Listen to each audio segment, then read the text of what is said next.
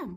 வாழ்க்கையில் இலக்கை நோக்கி ஓடிக்கொண்டிருக்கும் பொழுது, நம் இலக்கை நோக்கி நாம் ஓடிக்கொண்டிருக்கும் பொழுது, நம் இலக்கை மட்டும் கவனத்தில் வைத்துக்கொண்டு ஓடலாம். நமக்கு பின்னால் யார் என்ன செய்கிறார்கள் என்று பார்த்து கொண்டே இருக்காமல் நம் இலக்கை மட்டுமே கவனத்தில் வைக்கலாம். ஜெய் சாயிரம், ஜெய் ஜெய் சாயிரம். நம்ம சாயன்பர்கள் எல்லாரும் எப்படி இருக்கீங்க? எல்லாரும் நல்லா இருப்போம். ஓம் சாயிரம். என் அன்பு பிரியமே, நாளையே நீ எதிர்பார்த்த அந்த அதிரடி மாற்றம் உன் வாழ்வில் மிக அற்புதமாகவே நிகழப்போகிறது. ஏதாவது ஒரு ரூபத்தில் உன்னை நான் வந்து சந்திக்கப் போகிறேன். உனக்கு தேவையானது அனைத்துமே உன்னை வந்து சேரும்படி நான் பார்த்து பார்த்து உனக்காகவே செய்வேன். நீ ஆவலோடு எதிர்பார்த்த அந்த ஒரு விஷயத்தை நான் நடத்தி வைக்கவே போகிறேன். என் மீது முழுமையாக நம்பிக்கை வைத்திருக்கும் என் பிள்ளையை நான் விட்டுவிட மாட்டேன். என் பிரியமே, நம்பிக்கையோடு இரு, தைரியமாக இரு. உனக்காக அப்பா இருக்கிறேன் என்ற நம்பிக்கையோடு இரு. என் அன்பு பிரியமே, காலம் கடந்த பின் கவலைப்படுவதால் எந்த ஒரு பலனுமே இல்லை. தோல்விகளை நினைத்து நினைத்து வருந்தாதே என் பிரியமே. உன்னுடைய வருத்தம்தான், உன்னுடைய கண்ணீர்தான் உன் தோல்விக்கே காரணமாக அமைந்து விடுகிறது. என் அன்பு பிரியமே, வாழும் இடம் என்பது முக்கியமே கிடையாது. வாழும் விதம்தான் மிக மிக முக்கியம். உன் வாழ்வை உனக்கு பிடித்தது போல மாற்றிக்கொள்ள பழகிக்கொள். உன்னுடைய வாழ்வை மாற்ற உன்னால் மட்டும்தான் முடியும் என் பிரியமே. உன்னால் மட்டும்தான் முடியும். அதையும் மற்றவர்கள் செய்வார்கள், வேறு யாராவது செய்ய வருவார்கள் என்று எதிர்பார்த்து காத்திருக்காதே என் பிரியமே. என்ன செய்தாலும் உன்னை யாரும் கவனிக்கவே இல்லையே என்று மட்டும் வருந்தாதே. உன்னை யாரும் பாராட்டவில்லையே என்று கலங்காதே. உன் தகுதிகள் உயரும் பொழுது நீ அனைவராலும் பாராட்டப்படுவாய், அனைவராலும் கவனிக்கப்படுவாய். எனவே உன் தகுதிகளை உயர்த்தி கொள்ள பழகிக்கொள். அதுவரை பொறுமையாக இரு. எப்பொழுதும் உன் கடமையிலிருந்து விலகாமல் உழைத்து கொண்டே இரு. ஆம் என் பிரியமே, சிலர் உன் கூடவே இருந்து உன் வளர்ச்சியை பார்ப்பார்கள். சிலர் எங்கோ இருந்து கொண்டு உன்னுடைய முன்னேற்றத்திற்கு உதவி செய்வார்கள். ஒருவரிடத்திலும் ஒரு பாடத்தை கற்றுக்கொண்டு வெற்றியை நோக்கி நகர்ந்து கொண்டே இரு என் பிரியமே. தோல்வி வாழ்க்கையின் முடிவே அல்ல என்பதை புரிந்து கொள். எங்கும் எதற்காகவும் தேங்கி நின்றுவிட பழகாதே. எதற்காகவும் நின்று விடாதே. வேலை செய்பவர்களுக்கு ஏற்படும் மன அழுத்தத்தை விட வேலை கிடைக்காதவர்களுக்கு ஏற்படும் மன அழுத்தத்தின் வலியை சற்று சிந்தித்துப் பார் என் பிரியமே. நீ அடைய வேண்டிய ஒன்றை இன்னமும் அடையாமல் இருப்பதற்கு வேறு யாரும் காரணமே கிடையாது. நீதான் அதற்கு முழுவதுமான காரணம். மற்றவர்களுக்காக நீ மேற்கொள்ளும் மிக சிறிய அளவு உழைப்பும் உனக்குள்ளேயே இருக்கும் சக்தியை தட்டி எழுப்புகிறது என்பதுதான் உண்மை. உழைப்பதற்காக ஒருபோதும் தயங்கி நிற்காதே. உழைப்பதற்கான வாய்ப்பு உனக்கு எப்பொழுதெல்லாம் கிடைக்கிறதோ அது கிடைக்கும் பொழுதெல்லாம் அதை தவறவிடாமல் மிக சரியாக பயன்படுத்த கற்றுக்கொள். மிக சரியாக அதை பயன்படுத்த கற்றுக்கொள். உன்னுடைய மனம் என்ன சொல்கிறதோ அதை பின்பற்றி உன்னுடைய செயலில் உன்னுடைய கவனத்தை செலுத்து. உன் மனம் சொல்வதையே பின்பற்று. அறிவால் அடைய முடியாத உயர்ந்த இடத்திற்கு நல்ல மனநிலைதான் ஒருவனை அழைத்து செல்லும் என்பதே நிதர்சனமான உண்மை. இனிமேலாவது மாறிவிட வேண்டும். இனி வாழ்வில் மாற்றி காட்ட வேண்டும். இனிமேலாவது மாற்றம் வேண்டும் என்று நினைத்து கொண்டே இருக்கிறாயே என் பிரியமே. ஆனால் ஒரு மாற்றமும் இல்லையே என்று ஏன் இப்படி சிந்திக்கிறாய்? மாற்றத்தை உன்னிலிருந்து துவங்கு. உன்னை சுற்றி மாற்றம் தானாகவே நடக்கும். நீ மாற்றாமல், உன்னை நீ மாற்றாமல் உன்னுடைய வாழ்வில் எந்த மாற்றமும் நிகழப்போவதில்லை என்பதை புரிந்து கொண்டு செயல்படு. உன்னை முதலில் மாற்றிக் காட்டு.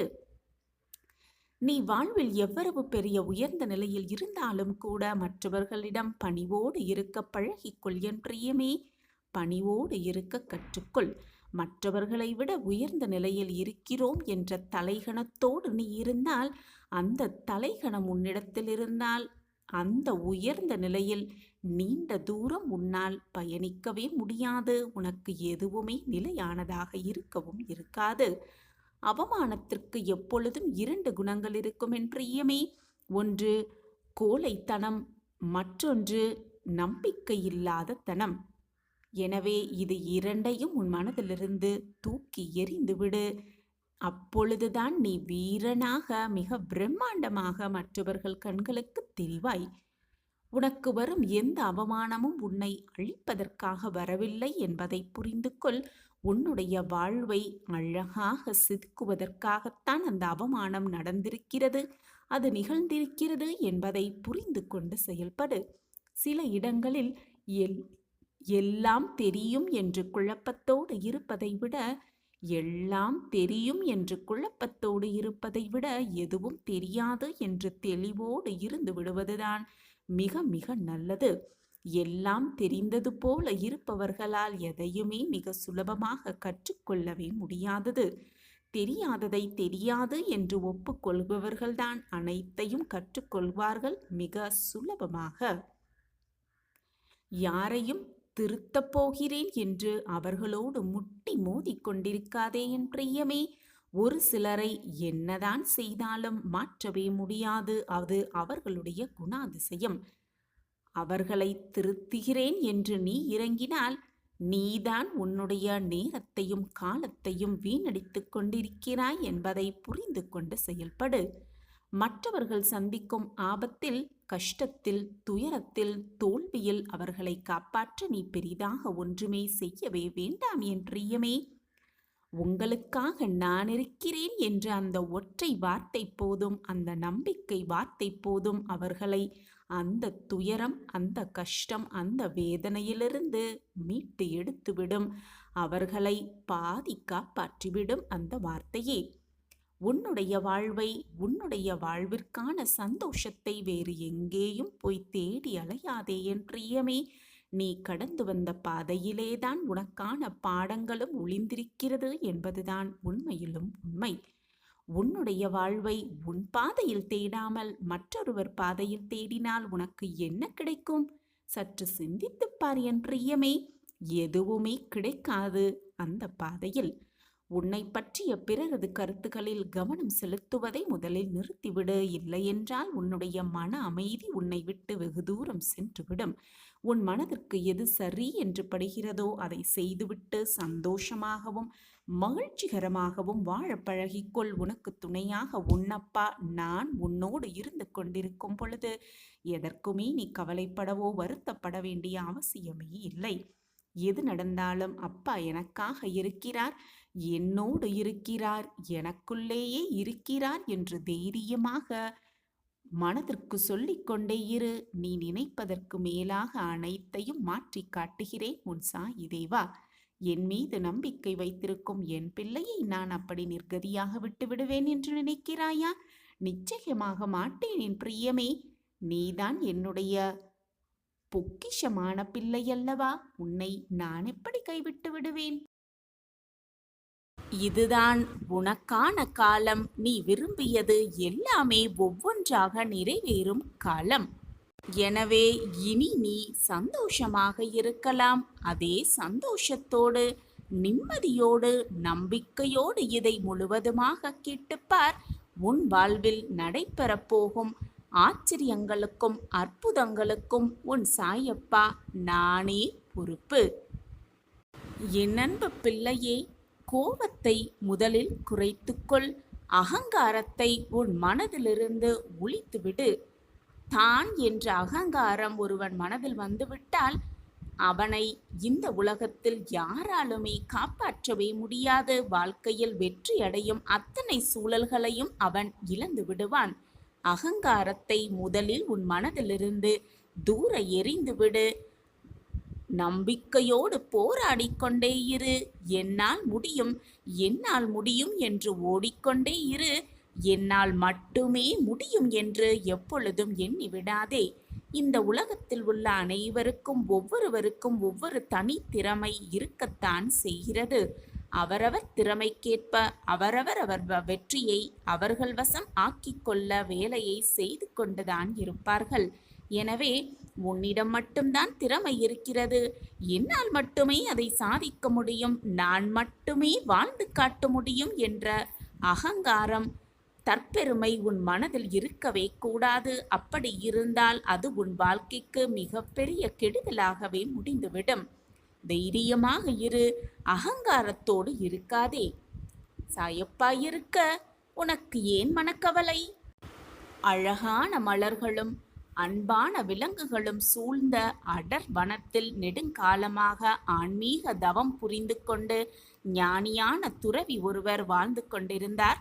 அவரை காண மக்கள் விரும்பினாலும் முற்றும் துறந்தவரான அவர் ஊர் வாழ்க்கையை விரும்பாததினால்தான் யாரையுமே காண விரும்பாமல், யாரையுமே சந்திக்க பிடிக்காமல் சிந்தனை முழுவதும் சிவனே என்று வாழ்ந்து வந்தார் அந்த துறவி. ஆனாலும் அவரின் தவ வலிமையால் அவரின் புகழ் எப்படியோ மக்கள் எல்லாரிடமும் பரவியது. அவரின் பெயரே வனத்துறவி அப்படின்னு ஆனது. அந்த வனத்தில் பக்கத்தில் இருக்கும் ஒரு ஊரில் வசித்து வந்தான் ஒரு இளைஞன். இறை சிந்தனை மிகுந்து துறவியாகும் ஆர்வத்தில் இருந்தான் அந்த இளைஞன். வனத்துறவியை பற்றி கேள்விப்பட்டு அவரையே தன்னுடைய குருவாக ஏற்க விருப்பமும் கொண்டான் அந்த இளைஞன். வனத்திற்கு சென்று துறவியுடன் தங்கினான். அவர் பாராமுகம் காட்டினாலும், அந்த இளைஞனை பார்ப்பதே அவர் தடுத்து நிறுத்தினாலும் கூட அவருக்கு தேவையான சேவைகளை செய்து அவரின் மனதில் இடம் பிடித்தான் அந்த இளைஞன். இருவரும் குருவும் சீடனுமாக நிறைய விஷயங்களை பகிர்ந்து கொண்டாங்க.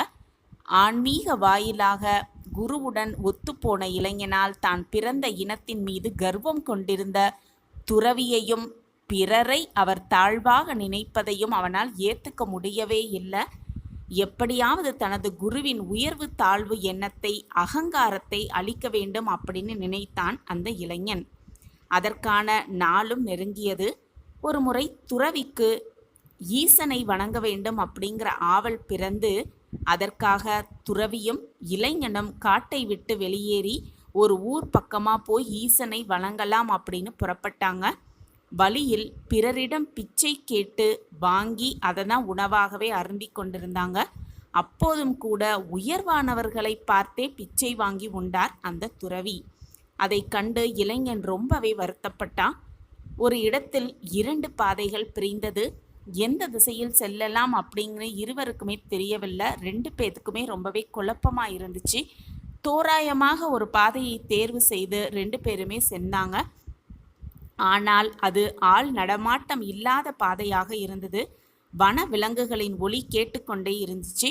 ஒரு கட்டத்தில் இருவருக்கும் பசி, களைப்பு, சோர்வு எல்லாமே ஏற்பட்டது. உணவருந்த ஏதாவது கிடைக்குமா அப்படின்னு 2 பேருமே ஏக்கத்தோடு அங்கும் இங்கும் பார்த்தாங்க. ரொம்பவே களைப்பு மிகுதியில் ஒரு மரத்தின் அடியில் ஒதுங்கி 2 பேருமே உட்கார்ந்தாங்க. அப்போ அங்கு விலங்குகளை வேட்டையாட வந்த ஒரு வேடன் இருவரையும் பார்த்து, இந்த அடர்ந்த காட்டில் எப்படி நீங்க சிக்கினீங்க அப்படின்னு கேட்டான் அந்த வேடன். விவரம் அறிந்து கொண்ட வேடன் துறவியையும் இளைஞனையும் தன்னுடைய குடிலுக்கு அழைத்து சென்றான். இளைஞன் ரொம்பவே உற்சாகமா போனான். ஆனா துறவி வேண்டா வெறுப்பாகத்தான் உடன் சென்றார். ஏனென்றால் வேடன் தாழ்ந்த இனத்தை சேர்ந்தவன் அப்படிங்கிறது துறவிக்கு நல்லாவே தெரியும். பசி மயக்கத்தில் இருந்த துறவிக்கும் இளைஞனுக்கும் வேடனின் மனைவி சூடான உணவை பரிமாறினாங்க.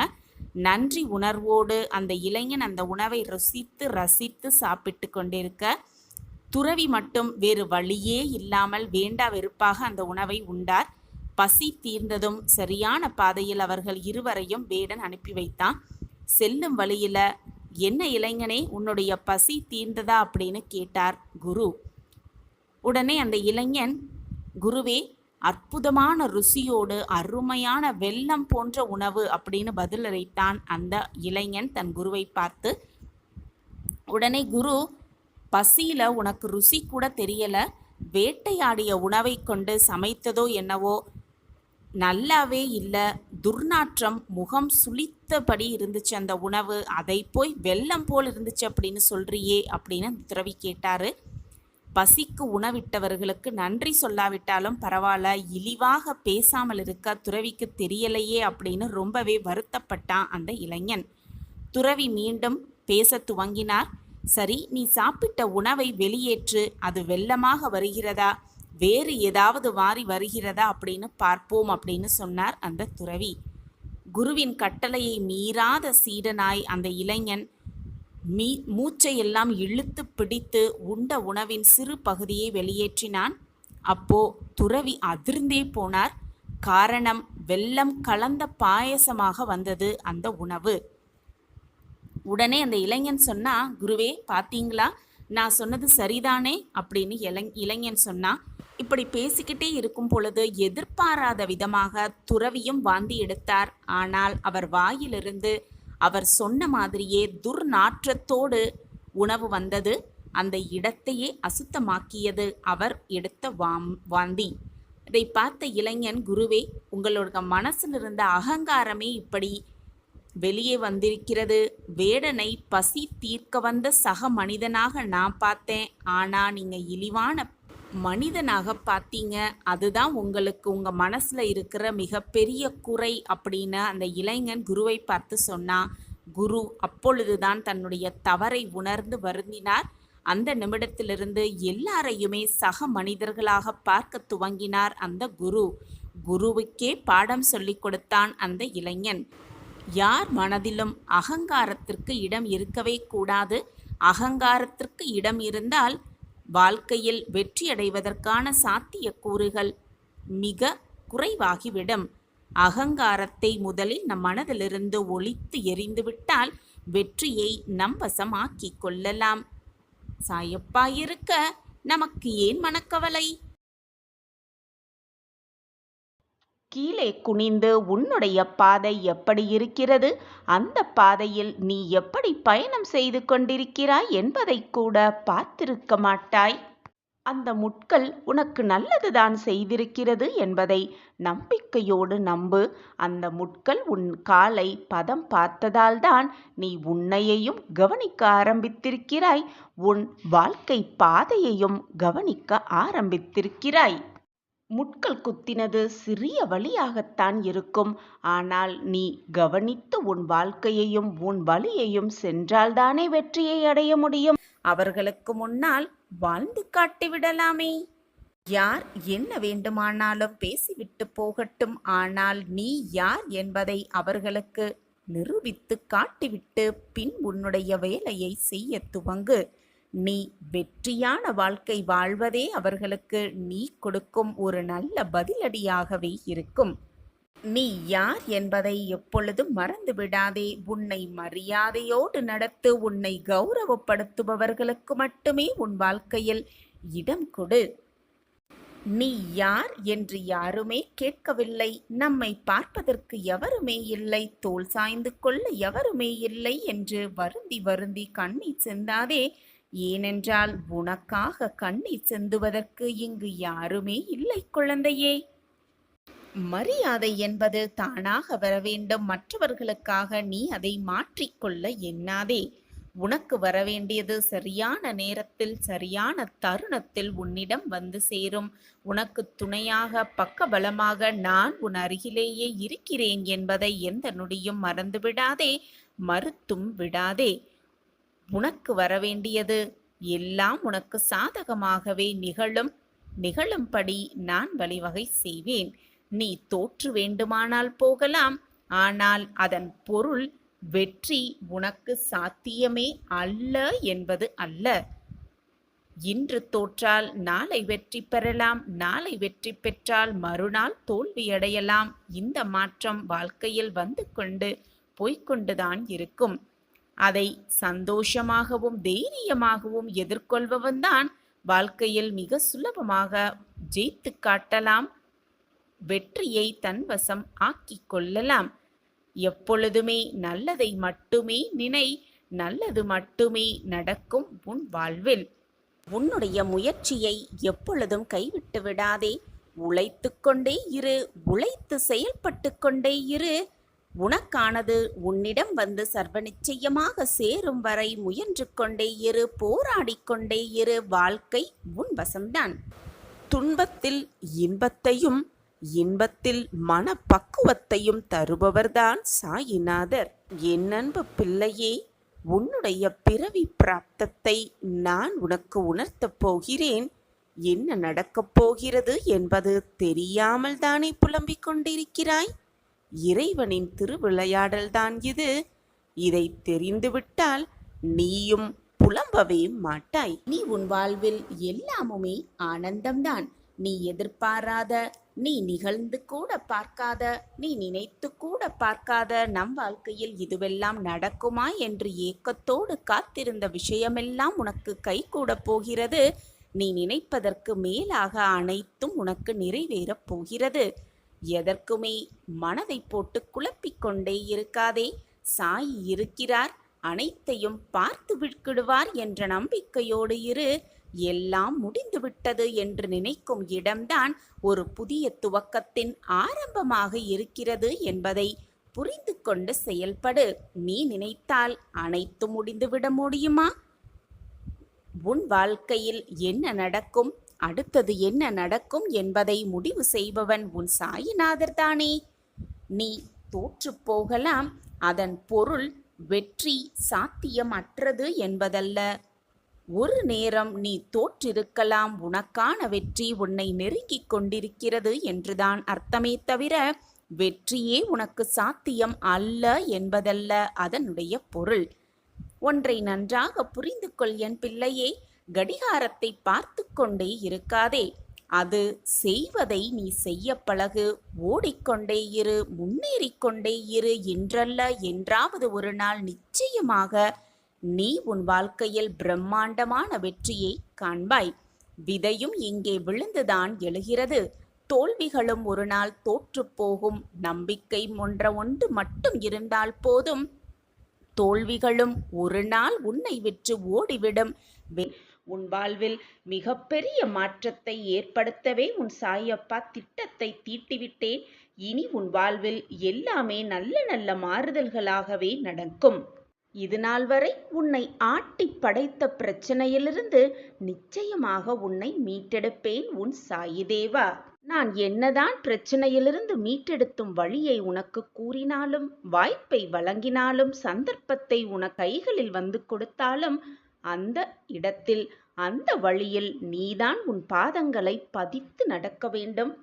மற்றவர்கள் யாராவது வரவேண்டும், நம் கையை பிடித்து அந்த வழியில் நடத்தி செல்ல வேண்டும், நம்மை வழி நடத்த வேண்டும் என்று நினைப்பதை அடியோடு மறந்துவிடு குழந்தையே. வாய்ப்பும் சந்தர்ப்பங்களும் வரும்பொழுது அதை பக்குவமாக, நம்பிக்கையாக, தைரியமாக எதிர்கொள். அப்பொழுதுதான் உன் வாழ்க்கை என்னும் பயணத்தில் வெற்றிகரமாக நீ எட்டி பிடிக்க முடியும். வாய்ப்புகள் நமக்காகவே வரும். அந்த வாய்ப்பை பயன்படுத்த யாராவது உதவுவார்கள் என்று நினைத்து நினைத்து சிந்தித்து சிந்தித்தே உன் வாழ்க்கையை அதிலேயே தொலைத்து விடாதே. வாய்ப்பை நீயே உருவாக்கு. முதலில் உன்னுடைய தேடல் ஆரம்பித்தால்தான் உனக்கான தேடல் எப்படி இருக்கும், அந்த பாதை எப்படி இருக்கும், அதில் எப்படி தன்னம்பிக்கையாக நீ நடக்க வேண்டும் என்பதெல்லாம் உன் மனதிற்கு புலப்படும். பின்புதான் நீ உன் வாழ்க்கையில் ஜெயிக்கலாம். அப்படி தேடலை நீ ஆரம்பித்தாலே உனக்கான சந்தர்ப்பங்களும் வாய்ப்புகளும், உனக்கான நல்ல நல்ல விஷயங்களும் உன்னை தேடி வந்து கொண்டே இருக்கும் என் குழந்தையே. எதற்குமே வீணாக மனதை போட்டு குழப்பிக்கொண்டே இருக்காதே. ஆகவே என் குழந்தையே, உனக்கான தேடலை துவங்கு. உன் சந்தர்ப்பங்களெல்லாம் உனக்கு சாதகமாகவே முடியும்படி நான் வேலை செய்து கொண்டே இருப்பேன். என்னுடைய கண்மணிக்காக இதை கூட செய்யாமல் உன் அப்பா அப்படியே இருந்து விடுவேனா? நிச்சயமாக மாட்டேன். என் கண்மணியின் நல்ல வாழ்க்கை, சிறப்பான வாழ்க்கை, மகிழ்ச்சியான வாழ்க்கையை பார்க்கவே நானும் ஆசைப்பட்டு கொண்டிருக்கிறேன்.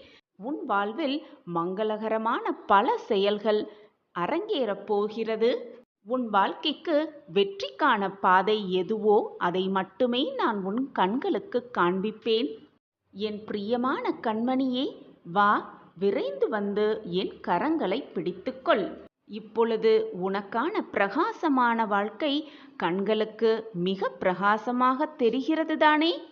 குழந்தையே, உன் மனதில் என்ன இருக்கிறது என்பதை அனைத்தையும் நான் அறிவேன். உன் கவலைகளுக்கெல்லாம் மருந்தாகவும் உன் கேள்விகளுக்கெல்லாம் பதிலாகவும் உன் அப்பா இருந்து கொண்டுதான் இருக்கிறேன். நிச்சயமான உன் அனைத்து கேள்விகளுக்குமான பதில் கிடைத்தே தீரும். கூடிய விரைவில் உனக்கு நடக்கப் போவது அனைத்தும் உனக்கு சாதகமாகவே நிறைவேறும். உனக்கானது எதுவோ அதை உன் கைகளில் கிடைக்க வழி செய்யப் போகிறேன் உன் சாயிநாதர். இது பொய் அல்ல குழந்தையே, உண்மையான வாக்கு. என் வாக்கு என்றைக்கும் பொய்த்ததில்லை. எனவே கவலைப்படாமல் தைரியமாக இரு. அனைத்துமே இனி உனக்கு சாதகமாகவே முடியும்.